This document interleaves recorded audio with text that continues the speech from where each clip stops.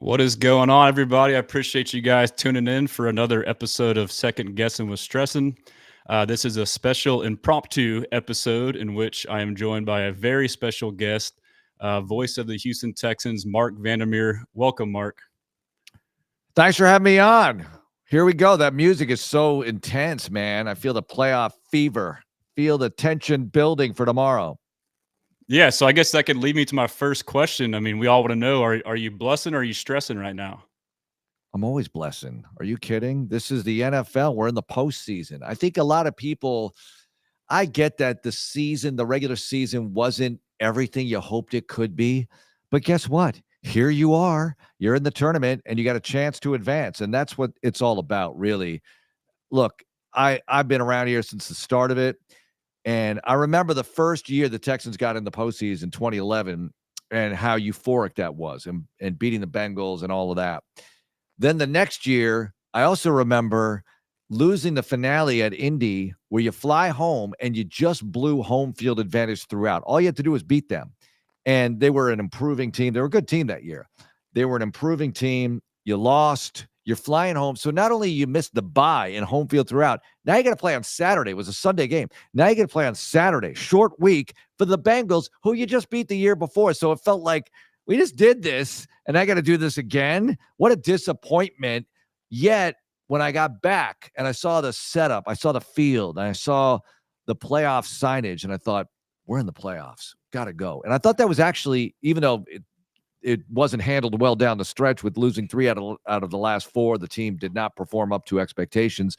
Gary Kubiak did a great job coaching the team that week, getting them ready for a hot Bengals team that was a big problem. A lot of people picked the Texans to lose that game, and they won that game. Now, they lost in the next round to New England up there, but they won that game.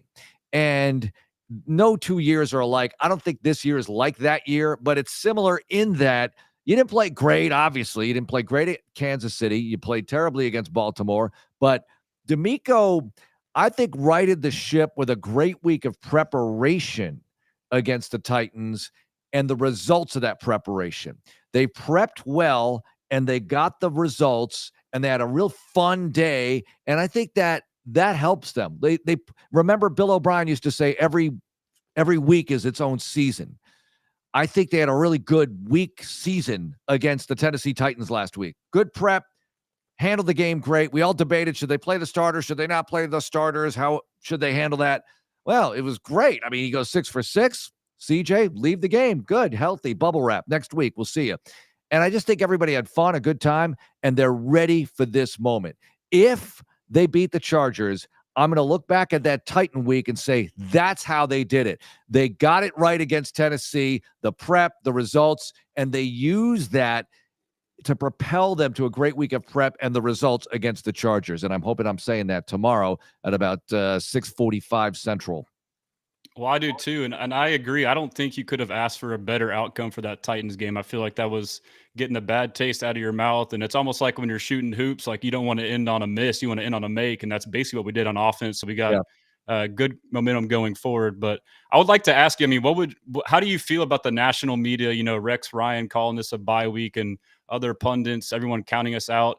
It feels eerily similar to last year against the Browns when we heard the same kind of dialogue.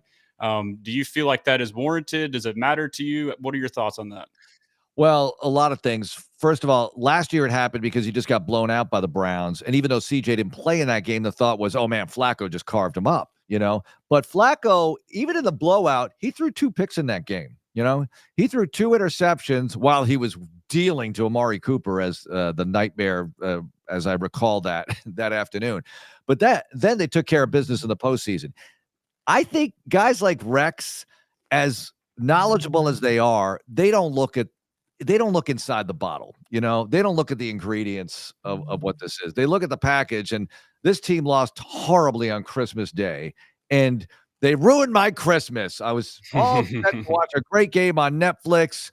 And, you know, when you don't have a dog in the fight, you just want to see a great game. Last night, you know, Notre Dame, Penn State, I want to see a great game.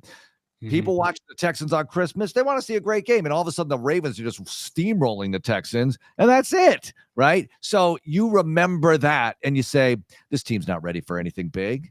Now, how could they be ready? Now, those of us who live inside the bottle and know what the ingredients are know that there's some extenuating circumstances. The team played horribly against Baltimore. There were a lot of reasons for that. I mean, I could go on. There are no excuses here, Garrett, but there are reasons for what they did. They have been operating without four defensive starters, because no Petrie, no Jimmy Ward, no Aziz, and no Foley Fatakasi, who I think is a very underrated piece of this whole thing. That, look, I'm not saying that, he's going to the Hall of Fame, but in the interior of that D line, I think he's really important against the run. And he would have come in real handy in that game. So would Aziz. And I just think that the 4-day rest, they didn't handle it well. It backfired on them. Whatever they didn't work. It didn't work. They got blown out. It was awful. 4 days rest, terrible. The Ravens had 4 days rest. They handled it great. Congratulations. You guys got the big 31-2 victory. But you got to be able, they all say flush it. You got to be able to do that because every week it's a new season, right? I mean, you can bounce back and put together a performance that's going to have people talking against the LA Chargers. And I think with the national media, they're not, I get it because they looked at those results. And they think the Chargers are coming in here hot. The Chargers do have a lot going for them at that scoring defense and, running game. Now, I think the backs are a little banged up. Herbert, they're using him in the right way. And, Harbaugh and all that stuff. But hey, you're going to play in this building, just about 30 yards to my left here. They're going to be playing, maybe a few more yards than that. They're going to be playing, and we all saw how they came out with fire last year, and they're going to come out with fire and energy and all of that stuff against the Chargers. We'll see if it's enough. I'm not predicting anything, but I'd be shocked if they don't play a whole lot better than they did in the last time they were in this building and when they went up to Kansas City as well, for that matter. I think you make a lot of great points. I mean, obviously, a lot of us, were at the lowest of lows after that Ravens game. But like you mentioned, it's a new season. I feel like fans have kind of turned the page as well and kind of realized that. And I really like that you pointed out, the health of the defensive front seven. Foley Fatakasi is a name you mentioned that I feel like is a very underrated piece. He's not like the big flashy name, but he seems to be critical for our run defense, which the Chargers, that's how they want to move the ball on offense. So I feel like that between that front seven being healthy, we got all of our linebackers back. For the first time, we'll see Christian Harris and Aziz Alshire on the field together. Mm-hmm. I think that coupled with the fact that, in my opinion, I feel like DeMeco Ryans is an elite defensive game planner, especially for big games. I kind of have a little bit of hope that maybe that Ravens game, he kind of didn't give it his all.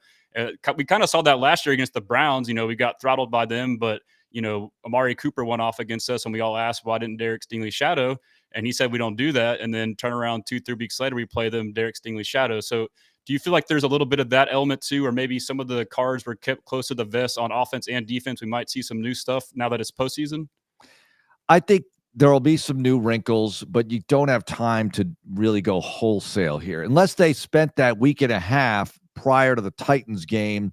All right, let's tweak this, tweak that. We're not going to reveal anything against the Titans, but they could work on some things that week because they could handle that more like a fourth preseason game. In the old days with the fourth preseason game, you knew you weren't going to play the starters, right? So the starters were actually practicing the game plan against the opening opponent, and the reserves would play that fourth preseason game. And I think that this could be handled similarly, where during the week getting ready for the Titans, all right, let's work on some things like Deontay Johnson, how he's really going to fit in with the offense, for instance, and get it ready for the Charger game or whoever they were going to face because they didn't know the opponent at that point. So I think there's an element of that. Another thing I think that should give people a little bit of hope here and optimism, and we'll see how it plays out again. I mean, here we are before the game. But when this team really has the pressure on, they're a different team because, they lose to Green Bay. And they come home, they got to play the Colts again. And you're thinking, okay, you just lost to Green Bay. How are you going to show up against the Colts? Well, they showed up well. They beat the Colts. They swept the Colts. But I think after sweeping the Colts, it was a weird dynamic that I've never seen here before, where you kind of felt like you had the division wrapped up at that point. Not that it wasn't clinched. You could melt down like the Jags did last year, like the Titans did the year before. But it felt like, okay, we're in good shape. And then you start to hit the short week against the Jets, didn't handle that well. And then you got the Lions, played well, but didn't win the game, weren't able to close it out. And now you go to Dallas, and again, the pressure's on again, and they whip them. So I think every time the pressure's on. Now, let me take you to the Dolphin game, all right? Because you lose to the Titans at home. You just obviously had a horrible day. Got to bounce back against the Jags. They did. They beat the Jags on the road. Okay, good. Now you get the bye. You play the Dolphins. There was a ton of pressure against the Dolphins because you had the gauntlet of the 3 games in 11 days. Had to get that one at home because if you don't get that one, oh no. Here come the Colts. They were playing later that day, and they had, I wouldn't call it great momentum, but maybe Uncle Mo was starting to, bat an eye at them. And you took care of business against the Dolphins. I think this team with the pressure on is a different team. The pressure's on right now. Let's go. I think it'll be a different kind of performance against the Chargers than you saw against the Ravens for sure. That's a great point. I love that. I know you got to go here in just a few minutes, so I'll get one more question before you go. Last year, the Browns game, I was there in attendance, and, I've been to pretty much probably 80% of the home games since inception. So in my opinion, that was one of, if not the loudest, I think maybe the loudest I've heard NRG. I would say maybe the J.J. Watt pick 6 against Cincy would rival that. But, the stadium, everyone was singing Don't Stop Believing. Like, it was just like heaven on earth. It was immaculate vibes. Can you talk about that? And then going into this game, how do you expect the atmosphere to be, and how much can an effect can the crowd have? Well, I think the crowd needs to be fed a good situation to react that way, right? Yep. Because look, if you're down 10-7 in the third quarter, 17-10, something like that, the crowd will be into it. But, the moment they had last year, what was it, between the third and fourth quarter with the Don't Stop Believing? I mean, they already had, were both pick sixes before that. I can't remember, but it was an electric night and afternoon night. Starts out as a day game, turns into a night game. The 2 most perfect days. Well, there's 3 perfect days in franchise history. There's the opener against the Cowboys, which was loud AF. I mean, I got to tell you that was loud. All right. It was indescribably loud that night. Can you imagine? And then you get the Bengals in 2011, the playoff game, 2012 calendar year, but 2011 season. That was a perfect day. I mean, it's 10-10, Watt pick 6, second half, Arian touchdown. Andre Johnson scores in his first playoff game. Boom, perfect day. It was just absolutely fantastic. What happened the next week wasn't as perfect. And last year against the Browns, another perfect day. D'Amico's playoff debut, 2 pick 6s, CJ going off, perfect quarterback rating, right? I mean, just an incredible night, day, whatever. Obviously, the next week didn't go as well. But those 3 days, I'll always remember as perfect days in the history of this franchise. And I don't know what tomorrow's going to bring. That's the beauty of this thing, right? We don't know. We have no idea what's going to happen. I think the fires are going to have a little bit of an effect. And I hate to say it, and I hate to see it because it's so serious. But we know from hurricanes, when the seriousness of life kind of bleed into what my buddy John Lopez calls the toy department of life, which is sports, right? This is the toy department of life, sports.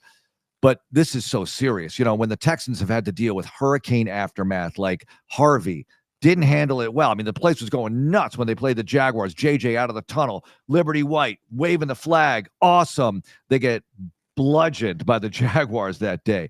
That was Hurricane Harvey, right? Hurricane Ike in 2008. You start out 0-4 and almost 0-5 after the aftermath of that.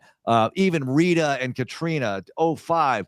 Bad season, 2-14. I'm not blaming the hurricane for those seasons, but I just think the backdrop of something so serious doesn't have the most positive effect when you're talking about trying to play a game, even if you're playing it for a living. So, and I hate to see it. I hate to say it.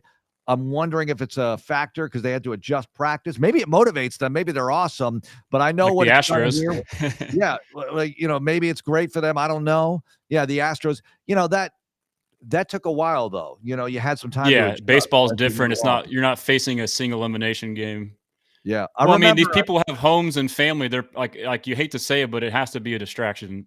I think the 2008 Astros had a Harvey problem. I mean, gotta get my Hurricanes confused. An Ike problem because didn't they have to go to Milwaukee to complete a series or something? And it was just weird. And they were actually in contention for a postseason berth at that time when Ike hit. And I think that contributed, I'm not going to say cause, but it contributed to a bad finish for them. So, No, that's a good point. Well, I appreciate you, joining on such short notice. Us fans are very appreciative of all that you do. I mean, obviously, you're known for the play-by-play, but you're also on the radio daily. The shows you do with John Harris, with D'Amico and Nick Cassero, I think that is incredible. I don't feel like a lot of other franchises do that. I mean, the access that all you guys give us to this team is insane. And as much as y'all give us content-wise, like we could still consume 100x more. So we appreciate the efforts y'all put in, and y'all are doing a great job. well, I appreciate it, Garrett, and everything you do for posting our videos. I really like that. You amplify the videos we get with Nick and D'Amico. It's good stuff. And everybody, look, it's fun. I was watching this show called We Are Wrexham. You know what that is, with Ryan Reynolds Yep. and Rob McElhenney. They own this Mhm. soccer football team in England, in Wales, actually.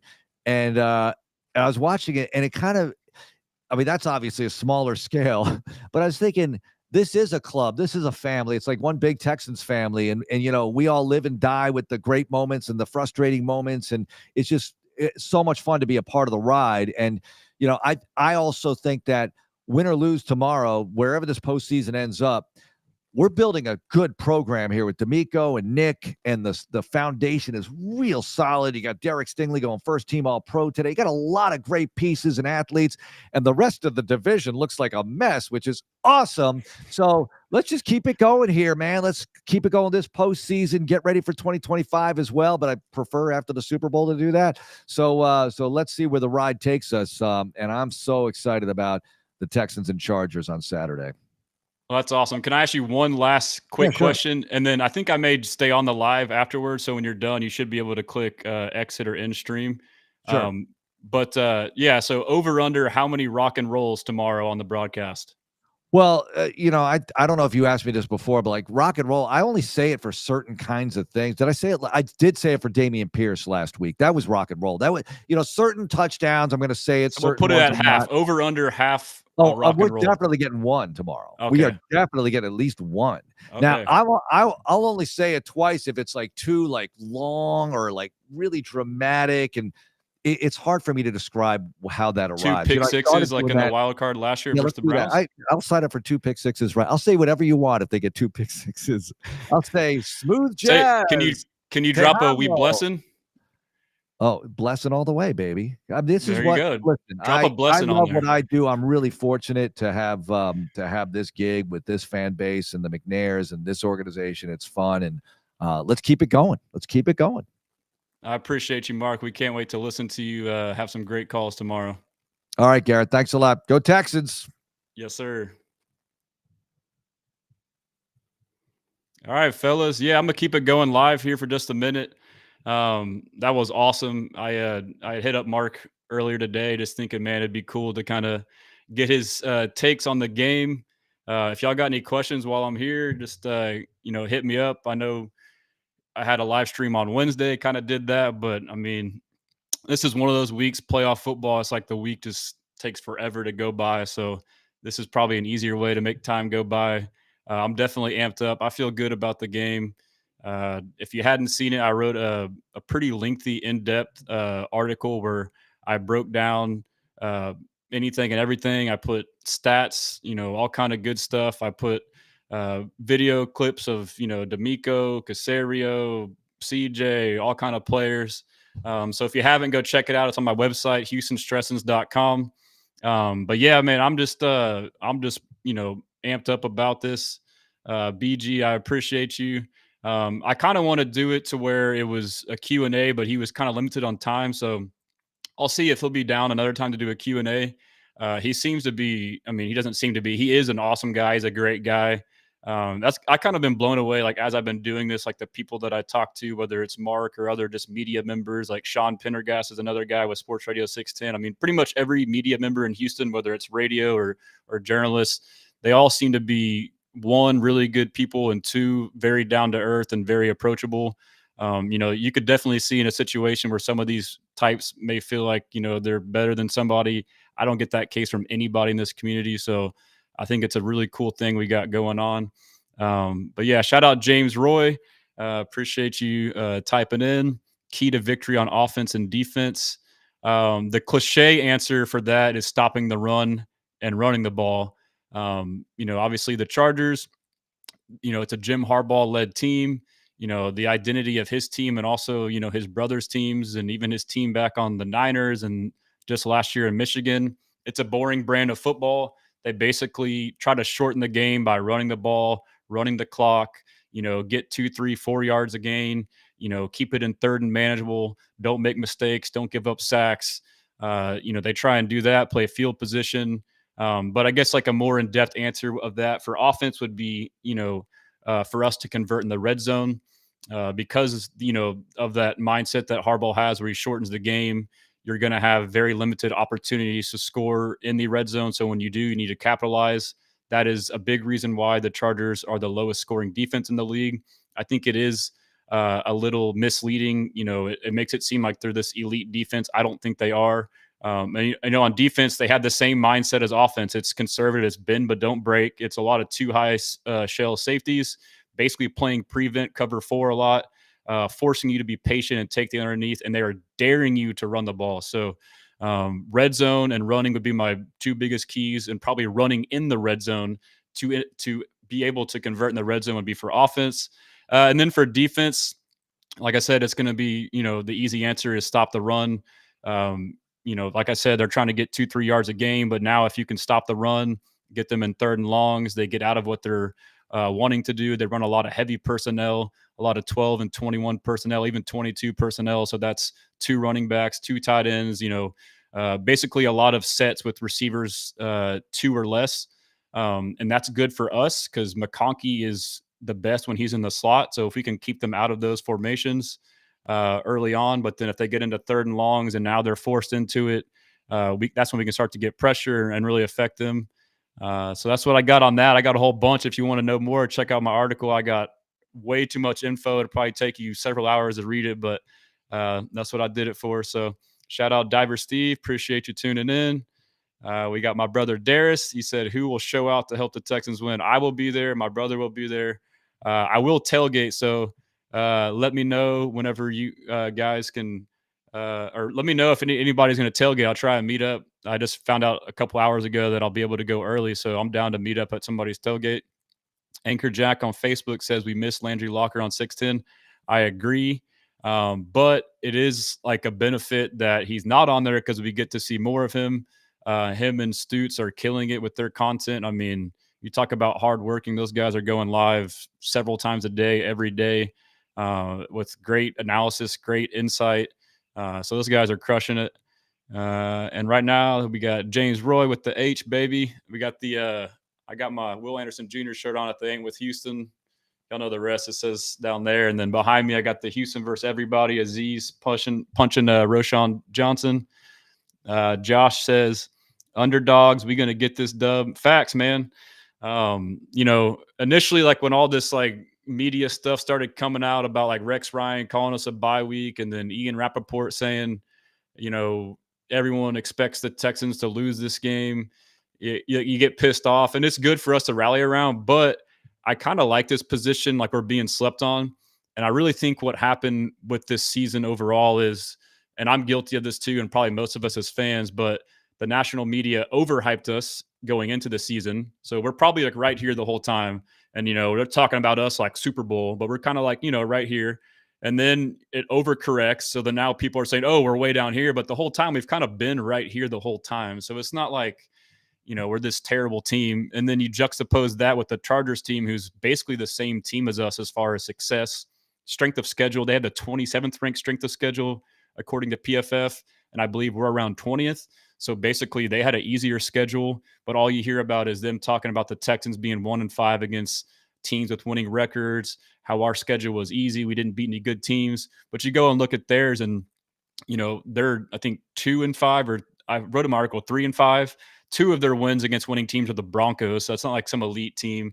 And then another one's against the Bengals. They're 9-8. That's not really a contending team. So it's just the hypocrisy on how we're being judged is crazy. But to my point, I kind of like it. It's better than what it was beginning of the year, where we're overhyped. So I think it was an overcorrection. And eventually, if we win this game, it may swing back the other way, but it may just be, okay, this is where we're at. Let's see if we can win the divisional round. But I'm confident we can win this game. Shout out my guy, TJ Roberts. He says Texans fans tend to show up for home playoff games. Hopefully we can get 80-20 or 90-10 Texans fans tomorrow. Yeah, that was a big thing too. I know like everyone was kind of asking who would you rather play in the playoffs in the first round, the Chargers or the Steelers? The Steelers were a better matchup just because the way they've been playing and solely from quarterback, Russell Wilson versus Justin Herbert. You take the Steelers all day. But a pro to playing the Chargers is their fans aren't going to travel nearly as well as the Steelers. I mean, you see the Chargers games, all their home games, they're outnumbered by the opponents no matter what fan base. So that's definitely an advantage. Coupled with the fact that TJ said we show out for home playoff games. I feel like, obviously that Ravens loss stunk and a lot of people were kind of down, but I feel like we've had enough time to kind of come off of that. And, people felt good about, the Titans game, albeit against a bad tanking team. They still played their ones for a good amount of that game. So I think people are kind of, getting excited again. And like Mark was saying, like it's a new season, it's the playoffs. I mean, we have a chance to correct all the wrongs from earlier. We were all disappointed in what happened, but now, you win this game and go into Kansas City more than likely and go toe to toe with them with the chance to win. Like everything is forgiven. So it's a clean slate. I feel like the fans kind of have that mindset too. I feel like we're all in, but it will be paramount for us to get off to a fast start. Kind of off that question I asked Mark about the crowd noise. I was saying if it would be like the Browns wild card game last year. He said it depends if it's like 10-7, like, yeah, but it's not going to be as crazy. So, if we get out to an early start and that crowd really gets involved, like it could really snowball. That's what happened against the Browns. And I've seen videos online of Justin Herbert. He seemed to be affected by crowd noise quite a bit. He's, a cerebral pocket passer. He's your prototypical, line up early, try and ID the defense and check the play and this and that and motions. And there's video clips of him getting frustrated when the ball's not snapped, when the guy's not motioning. So if we can have an effect as a crowd to, not allow them to hear or communicate that well, it could really snowball. I mean, they're one of the most disciplined teams in the NFL. They're like second or third, I want to say, in penalties. But if we can get pre-snap penalties on delay of games and false starts, that can not only push them back, but it can frustrate them. Let's see what Darius says.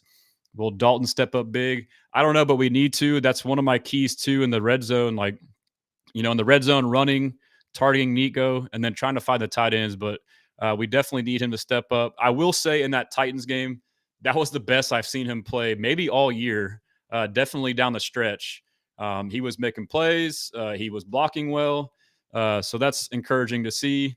My boy JG, John Gomez, what's up, brother? He says, Harris pick 6. Hey, we saw one last year. That was the big viral video. When it was mic'd up, it was D'Amico and Christian Harris. There was a certain play that he told him to play a certain way. And I think he missed it the first time. And he told him, hey, don't worry, do it again. You'll get it next time.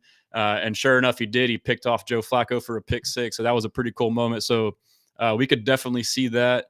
And that's something that people that don't know the Texans don't realize is for the first time, we are going to have Christian Harris and Azeez Al-Shire on the field together at the same time. Like, it's going to be insane, dude. So, I mean, Christian Harris is like a freak athlete, like a super fast linebacker, sideline to sideline. And you got Azeez for a Mike linebacker. He's pretty damn fast too. But another factor of them two being together that I love is we all know about Azeez. He's an enforcer. Like, when we played the Ravens last year in the divisional round, I walked away, watching Roquan Smith and then watching the mic'd up afterwards where he just terrorized our offense. He was chirping the whole time. He was hitting CJ, close to being late. He was a tone setter. He really intimidated our offense. You could tell it had an effect. And so I walked away from that saying we need something like that. We wouldn't got Azeez, and that's exactly what he is. I mean, we saw the Trevor Lawrence play. So, however you feel about that, it's his mindset is like, if you run, I'm not going to give you any freebies. So, if Justin Herbert, who's been running quite a bit this year, tries to run early on and Azeez lets him know, he could, deter him from doing that in the future. And then Christian Harris is also this dog type of mentality We've been reminded of it these last few weeks when he's played. I mean, he's in there chirping, letting people know after the play, bumping guys, talking mess. So those two guys as enforcers with their speed and ability, like it's going to be awesome to watch. Bo Diggity, shout out Bo Diggity. If y'all don't follow Bo Diggity 713, he's really awesome on TikTok. I think he's also growing his YouTube and Instagram. He makes a lot of funny reels, original content. Shout out Bo Diggity. Y'all give him a follow. My boy Bennett Gist or Gist. I think I'm pronouncing your last name wrong. You never told me, but he's with Tomorrow's Retro, whom we hosted a watch party with for the last game. And depending on how this game shakes out, we might have to do another one. He says our defense is definitely prepared for this game. I agree, brother. 190 for life. As a Chargers fan, this is an even match. Yeah, so I would agree with that, man. So at the very least, that's what I think it is. I think it's two evenly matched teams. And I would say the one big thing is I think the head coaches are very similar in the sense that they're defensive minded head coaches. Neither one of them want to take big risks on offense. They want to rely and lean on their defense. They want to play field position. They want to limit turnovers. And so I feel like that's been tough for me and a lot of other Texans fans to realize about D'Amico Ryans is that the way he wants to win is not the way that we as fans want to win. We all want to win 42-0 and score a bunch of touchdowns. He wants to win like 10-0. He don't care how many points to score. He just wants to win and win with his defense. And we've seen that with D'Amico throughout the year. You can tell like his game plan can change. Like, the Bears game comes to mind. Lions, several other games where he's noticed, or the Dolphins game where he's noticed early on that he's confident in his defense and their offense not moving the ball to where he will just shut down offense and say, hey, Bobby, run the ball, nothing crazy. Let the defense get his field position. Turnovers will win it with them, and it's worked. So I feel like both coaches kind of have that mindset coming in. So I think it is a close game. 190 for life says Derwin James and Dion Henley only allowed 66 yards at tight ends this whole year. Yeah, so I mean, we need tight ends to step up, but it's going to be challenging. Derwin James is an absolute X factor. He's one of the most versatile players in the league. He can play high safety. He can play slot. He can play, which is nickel, or he can play linebacker. He's a very effective blitzer, probably the best blitzing defensive back in the league. So that's going to be something for us on offense. Pass protection. We've struggled all year against nickel blitzes, and now they have one of the best nickel blitzers. We better have an answer for him. Uncle Ted, he says, "What up, buddy? It's Nathan." He's talking to Darius on the chat. 190 for life. Alt plus Slater plus Anderson plus Hunter equals great football. Yeah, man, that's probably the most exciting matchup in this game. You got two great defensive ends versus two great tackles, and something's got to give, right? You got guys that don't give up sacks or pressures, and you got guys that get a lot of sacks and pressures. So, in that regard, something's got to give. And then also something's got to give in the regard of the Texans secondary is, top 5 in terms of passer rating allowed, interceptions, all those metrics. And then on the flip side, you got Justin Herbert, who's having a historic year as far as protecting the football, only 3 interceptions all year. So on that end, something's got to give too. So it'll be exciting to watch both those matchups. Uncle Ted says Cade Stover breakout game. I'm here for it. Well, Farmer Gronk. I will say one thing about Cade Stover that I've noticed as far as blocking goes, excuse me, is that I feel like he's a much more effective blocker when he's on the move, when he has momentum. Like when he's like hand in the dirt, tight end, stationary, and like, having to receive a block, I feel like he kind of gets blown back. But when he's like an H-back or a fullback, and if he's a fullback and he's the lead blocker with the head start, I feel like he's great at that.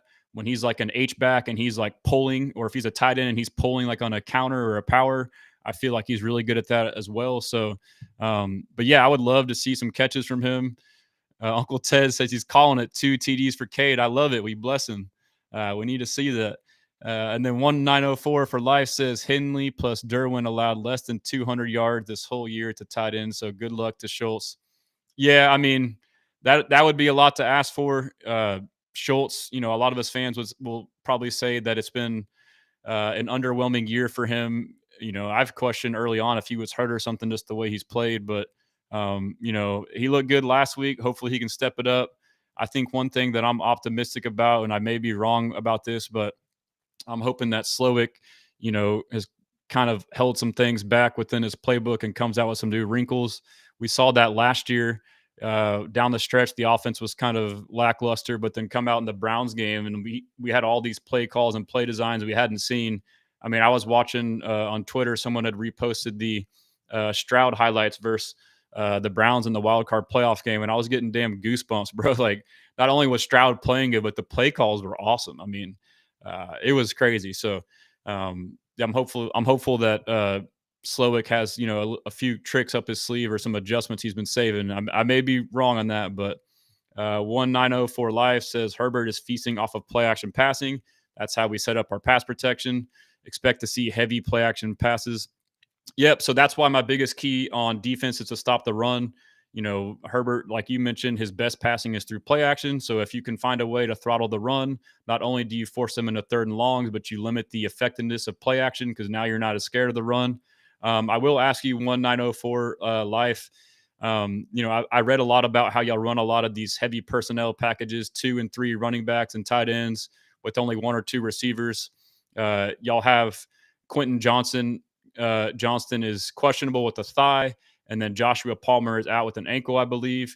I just want to get your thoughts on, do you think Quentin Johnson will play? And if he does or doesn't, do you think that y'all will go into 11 personnel a lot or not with three wide receivers? Because if these injuries affect y'all on that, y'all already like to not go into 3 wide receiver sets. I feel like that is an advantage for the Texans because we had lost Jalen Petrie. I just mixed them two together. We lost Jalen Petrie about a month or so ago to a torn pectoral muscle, and he was playing at a very high level, in my opinion, at the star nickel role, where he's kind of like how Derwin was as like a linebacker slash safety. But then he went down, so then we filled in with Jimmy Ward. He was almost a one-for-one replacement as far as play style, but then he went down against the Chiefs, and so now we don't have that linebacker slash nickel. It's gonna, if we do go into 11 personnel, or if y'all do go into 11 personnel, that nickel, in my opinion, will probably be Kamari Lassiter, and then that would force a Jeff Okudah into cornerback too. So there's a kind of a trickle down effect there. I just want to get your thoughts on if y'all think y'all will go into 11 personnel. But it sounds like y'all don't a lot already, and then you may not do it as much because of the injuries at the wide receiver position. And if that is the case, that is a benefit to us because then if y'all go, y'all's base offense is 12 or 21 personnel. We'll match that with our base defense being a 4-3, which now we finally have our linebackers healthy. Azeez has been back, a week now from suspension. Christian Harris was out most of the year, came back late, and then sat out last week, and now he's back. So you got Azeez and Christian back. You got Henry. You got Neville Hewitt can go in there. You got Jake Hansen. We got bodies that can go in there. So if we're able to run a 4-3 base defense, I think that's an advantage to us. The only way that I really see us losing this game is y'all running this heavy personnel and y'all just still run the ball down our throats. We saw it against the Baltimore Ravens on Christmas Day. In my opinion, that was the worst that I've seen a DeMeco Ryans led run defense. I mean, Derrick Henry, he was the running back, but it could have been anybody. He wasn't even getting touched until 5, 6, 7 yards down the field. Part of me thinks, it is concerning because the Ravens run a similar offensive scheme as well. The Chargers do to the Ravens. They run these gap schemes with whams and traps where you got basically they take advantage of the aggressiveness of defensive linemen, and that is our style as a defensive line. They're taught to just attack, where they basically just run straight up field as hard and fast as they can, and then cause havoc, and then let the linebackers clean it up. And so basically they would let the guys over commit and then wash them out with wham and trap blocks. But we didn't have Azeez in that game, and it could have been a dumbed down game plan by DeMeco on short rests and knowing we might play the Ravens again. But that is the one way I can see like us losing this game is if we can't stop the run with y'all's heavy personnel. And we got, let's see, my boy Shep. Shout out Shep. I hope Bobby got some new SHIT. I think so. I think he might, man. Old Bobby. He's coaching, to kind of silence all those haters. He says, for some reason, I think we're going to blow the Chargers out. Pause.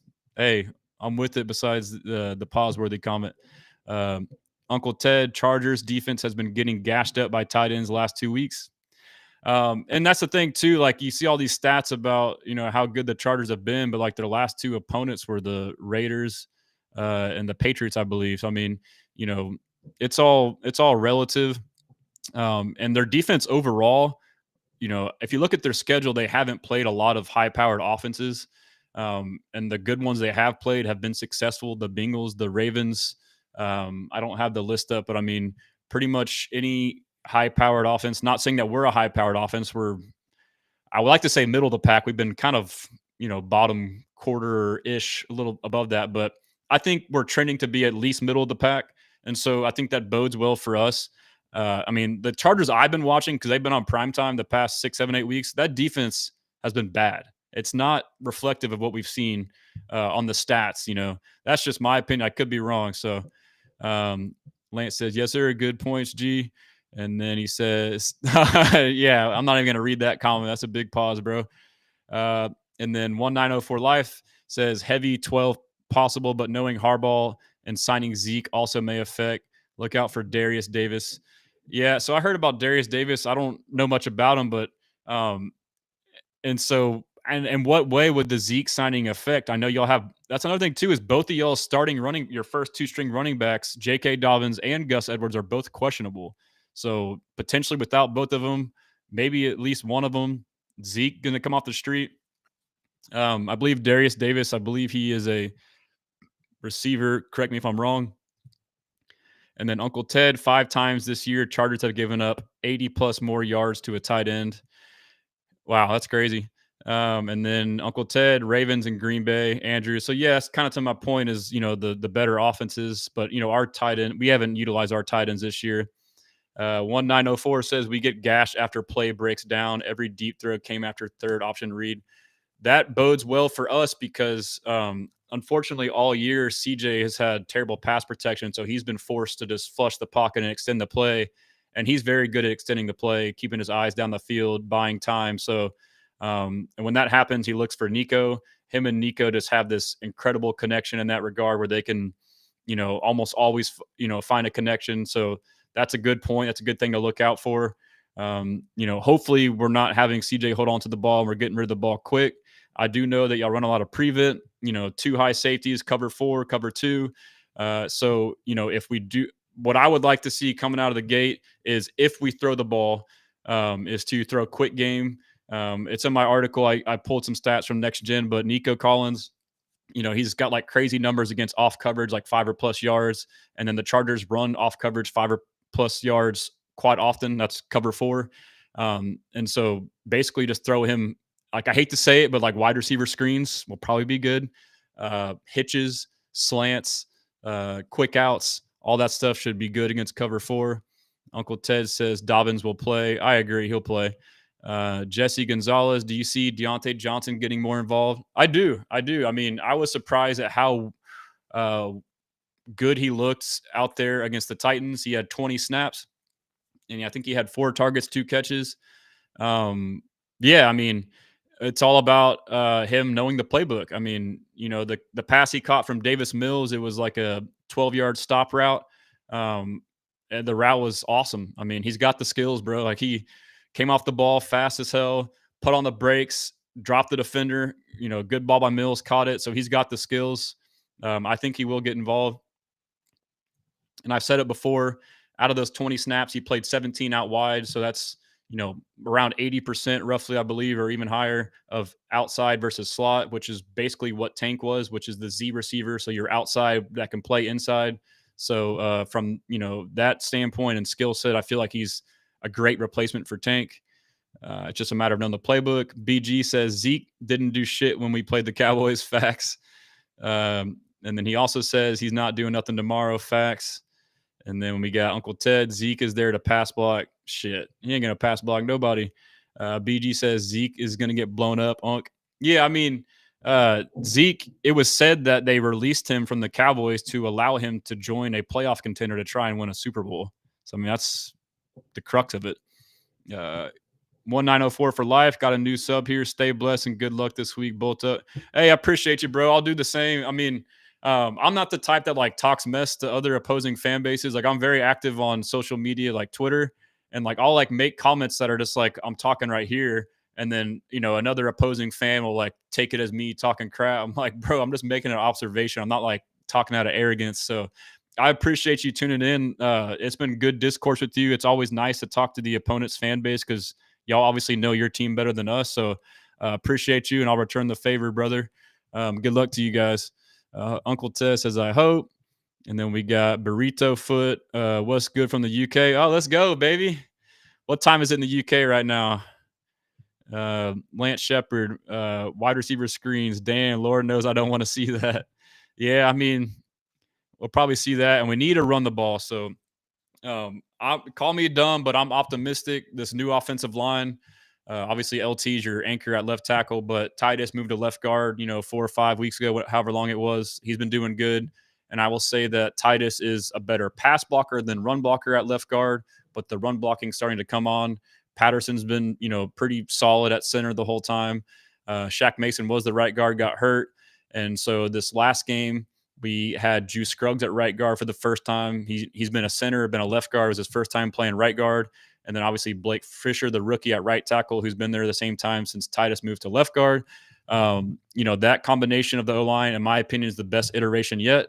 Shaq Mason, he was old, reliable vet, but this year, for whatever reason, he hasn't been the same. He's been kind of inconsistent. I don't know if it's father time or what, but, limited sample size against a tanking team, but that tanking team had a really good interior defensive line and Jeffrey Simmons and Tavondre Sweat, both of whom played 40 to 60 snaps against our interior, which was Titus, Patterson, everyone except LT pretty much played 40 to 60 snaps too. So it was good on good, and that was promising to see. And I will say for the Chargers, they have great defensive ends in Bosa and Mack, but we have LT will eliminate one of those. So there is an issue on the outside, whether it's Mack or Bosa going against Fisher.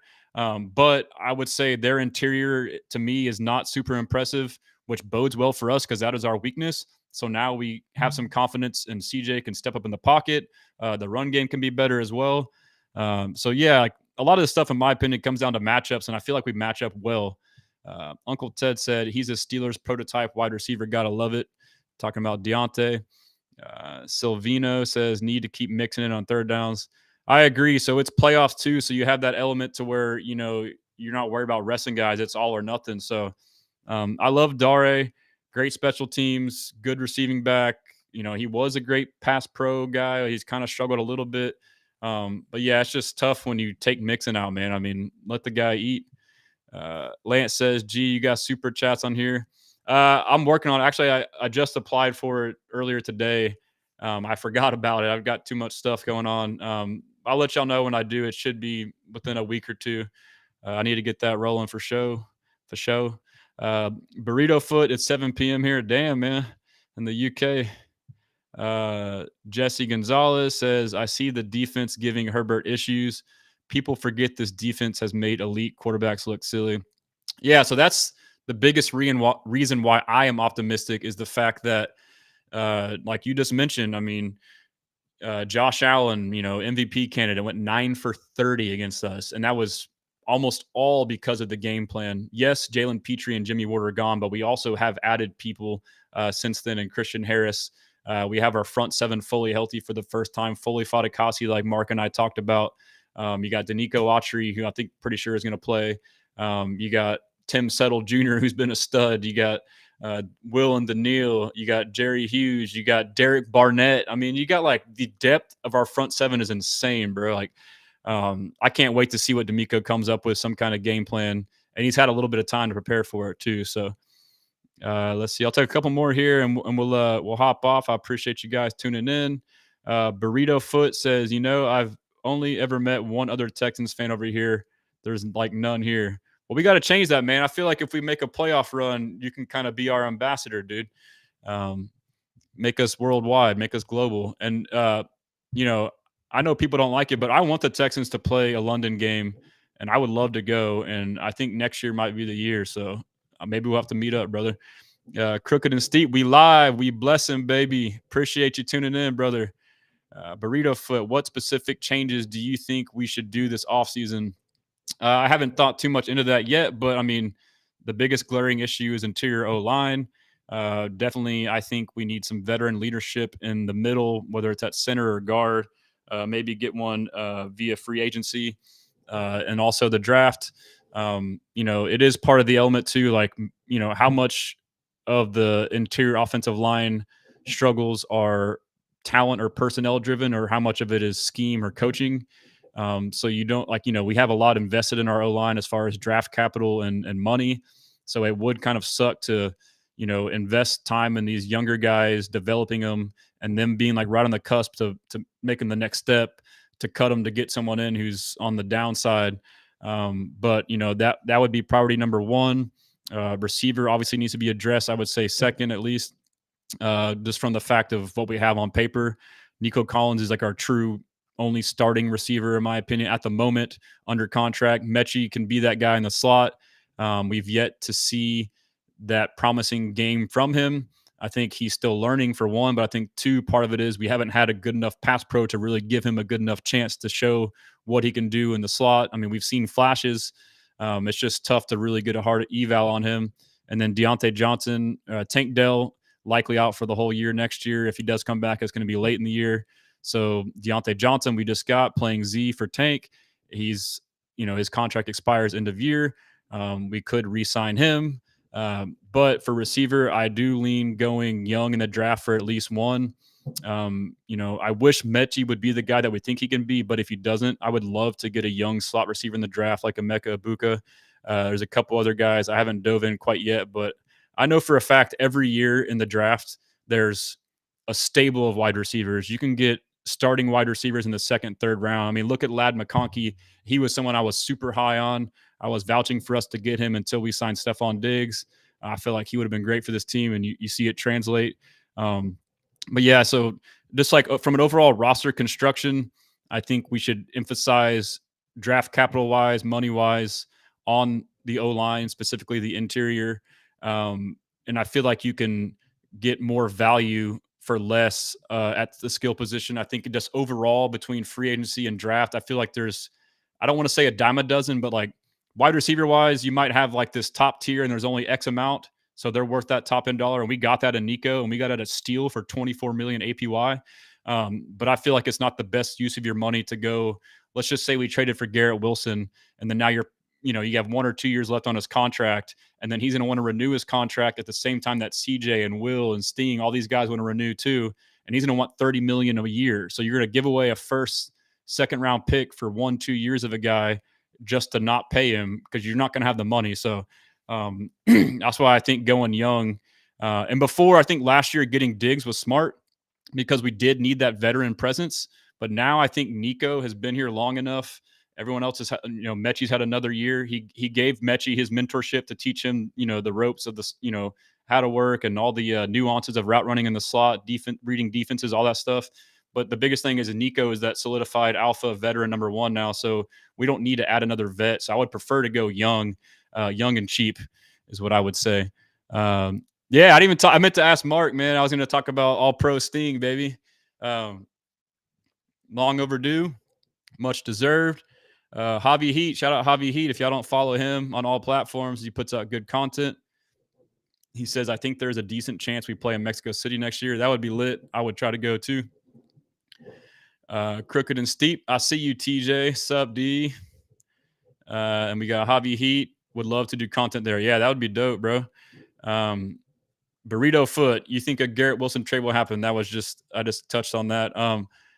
I don't think it will, nor we should. I mean, if we got him, cool, like the connection with CJ from Ohio State, but I just don't think the value or what it would cost us would make sense. And then again, him needing a new contract, I feel like going younger would be better. But I still wouldn't be mad about the talent. Henry Jack, can the Texans draft Ashton Jeanty at number 19 after the Texans draft an O-line? No, I mean, we only have one. And honestly, too, like knowing Casario, we might trade back out of the first round again and get an extra second round pick. But running back is pretty far down the list. I mean, you could even put tight end maybe as our third need. With Schultz, he's another year on contract. I guess you could cut him. But, He had an underwhelming year this year. Stover's been, decent. He's a rookie. He's kind of inconsistent, but you watch some of these teams with like game-changing tight ends like Brock Bowers. Obviously, that was a high pick. Brock Bowers, guys like George Kittle, guys that can really change the game, blocking and receiving. I mean, in this offense, if we keep Slowick, which I suspect we will, it's the Shanahan scheme. I don't think that D'Amico will go away from it. In this offense, in this scheme, a tight end is crucial. A good blocking, receiving tight end can do wonders for you. A lot of the problems we've seen in pass pro, we all harp on the O line, but a lot of the issues are from tight ends. Whether it's Stover or Schultz. I mean, how many times have we seen like a nickel blitzer come off the edge and we just let him go from the tight end position? So it's not. We do need to remember that. I'm guilty of it too, blaming the O line, but the pass protection as a whole, tight ends and running backs deserve blame too.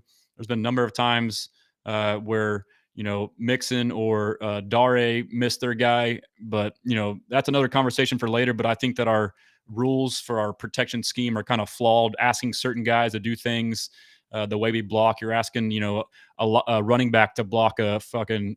Sorry, I just cussed. Try not to.